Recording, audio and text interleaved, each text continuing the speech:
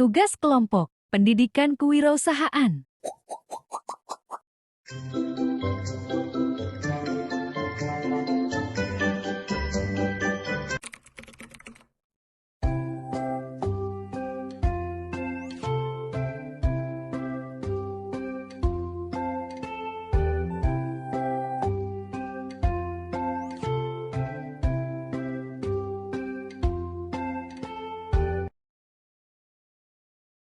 Assalamualaikum warahmatullahi wabarakatuh. Kami dari kelompok B melakukan wawancara tentang manajemen usaha bersama dengan pemilik toko Sapa yang bertempat di Palangkitan. Baiklah kakak, saya ingin bertanya.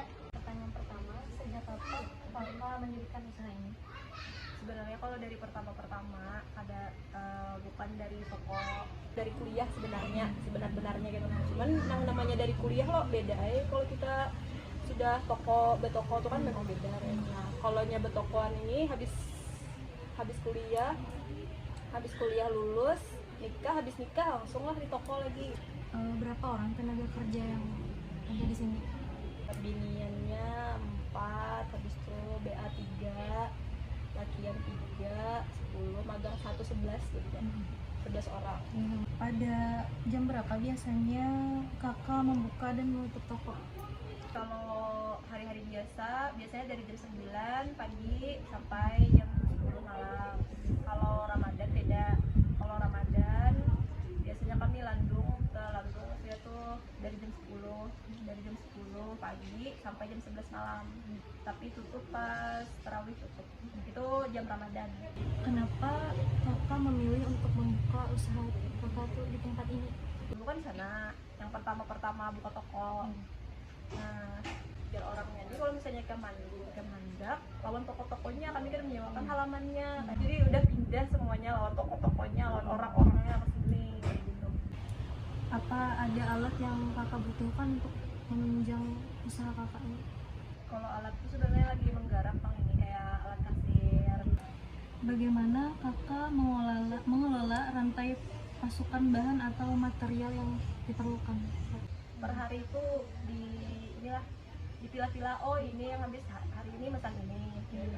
Apa yang habis sebelah sini, karena kan ya kadang baik banget yang habisan, tapi kan kalau semuanya kayak itu jadi berganti-ganti lah. Berapa rata-rata omset yang kakak dapat per bulan? Kalau per bulannya tuh naik dari dulunya 30, 40, 50, kadang 60, habis itu jadi 100, 200, 300. Kalau yang Wahidi lebih sekian. Bagaimana cara kakak mengelola bisnis kakak ini hingga alhamdulillah bisa sebesar ini? Sebenarnya kalau cara-caranya khusus sih nggak ada jual. Memang nggak ada pelajarannya tuh nggak ada kayak itu. Nah, apa kayak kita anak yang kayak gini sebenarnya nggak ada. Sebenarnya mengalur aja. Murni jalannya tuh besar kayak itu pengennya jalannya itu mengalir, gak ada juga seorang nih hendak sekira kayak pernah caranya supaya kita nih ganal, supaya toko nih harap, supaya banyak toko nih kawa ini kan itu juga kayak sales datang seorang. Kalau dulu kan kita manualan aja, ngambil di agen gitu, ngambil dari toko orang. Kalau sekarang kan sudah perusahaannya yang masuk banyak ke sini, sedangkan kita aja ada juga perusahaannya datang seorang. Pas pertama dulu itu aja gitu ada kebayang juga gitu lah, kan waktunya ini singkat banget. Yang itu tuh hanya setahunan gitu lah. Habis itu tiba-tiba langsung jadi 3 kayak gitu dah. Kalau ada pikirannya kalau ada juga, habis itu terbayang dan gak ada juga.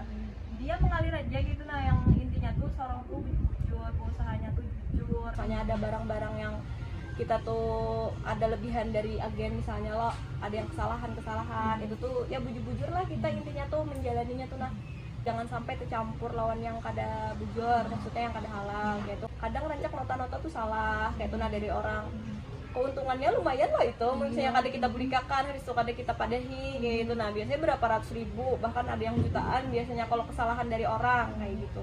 Jadi jangan sampai tercampur lawan barang kita nih yang bujur-bujur. Kita nih dari awal bujur-bujur kayak gitu. Nah, maksudnya modalnya, habis itu caranya kita bujur-bujur menjalani apa yang disuruh Allah kayak gitu. Nah, jangan sampai belok-belok kayak itu. Nah, higa karena misalnya mulai belok karena tercampur-campur duitnya tuh kada tahu lagi yang mana halal yang mana haram.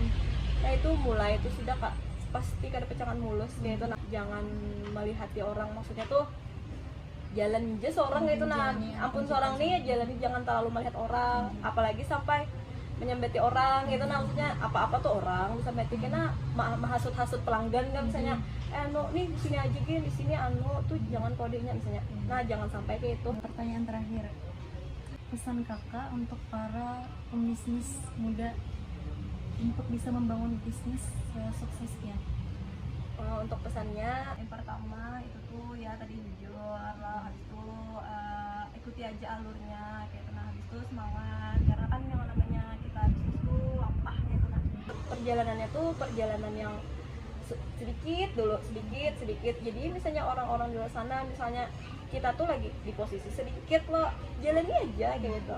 Ya memang harus berproses. Kalau ibaratkannya kita tuh langsung dan kita kada akan kawa mengelolanya, kada akan mampu kayak gitu. Nah, insya Allah jalannya tuh sudah diatur gitu. Nah yang penting kita tuh jujur, habis itu semangat, misalnya kayak apa pangdon, habis itu pikiran macam-macam lah ibaratnya kayak itu, masalah modal lah, belum lagi ini macam-macam pasti ada rintangannya gitu. Nah tapi semangat aja gitu nah, semangat aja yang apa ya yang harus dikuati. Terima kasih kakak sudah bersedia kami wawancarai, dan terima kasih kakak sudah memberikan motivasi kepada anak-anak muda seperti kami. Semoga usaha kakak semakin lancar, berkah dan semakin sukses.